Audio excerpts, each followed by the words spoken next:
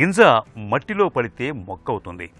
అదే పొట్టలో పడితే మనకు బలమవుతుంది. ప్రతిరోజు గుప్పెడు మొలకెత్తిన గింజల్ని నోట్లో వేసుకుంటే చక్కటి ఆరోగ్యం సొంతమవుతుందని చెబుతారు నిపుణులు. మనం తీసుకునే ఆహారంలో గింజ ధాన్యాలే ఆరోగ్యాన్ని కలిగిస్తాయి. మామూలు గింజల కంటే మొలకలు వచ్చిన గింజలలోనే పోషక విలువలు సమృద్ధిగా లభిస్తాయి.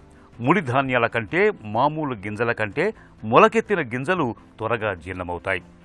గింజలు మొలకెత్తే సమయంలో వాటిలో క్లోరోఫిల్ శాతం ఎక్కువగా ఉంటుంది.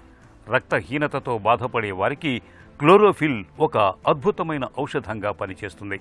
షుగర్ జబ్బుతో బాధపడే వాళ్ళు ప్రతినిత్యం ఉదయం పూట ఉపాహారంగా మొలకెత్తించిన గింజల్ని తీసుకోవటం వల్ల వారిలో షుగర్ జబ్బు చక్కగా అదుపులో ఉంటుంది. గింజలు మొలకెత్తేటప్పుడు జరిగే రసాయనిక మార్పుల వల్ల విటమిన్లు, పీచు పదార్థాల శాతం అనూహ్యంగా పెరుగుతుంది.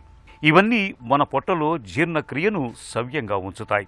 మొలకెత్తిన గింజలను శరీరానికి శక్తినిచ్చే ఎంజైముల ఖజానాగా చెప్పుకోవచ్చు. మొలకెత్తిన గింజలలో పిండి పదార్థాలు తక్కువగా ఉంటాయి. మాంసకృత్తులు, విటమిన్ల శాతం బాగా ఎక్కువగా ఉంటుంది.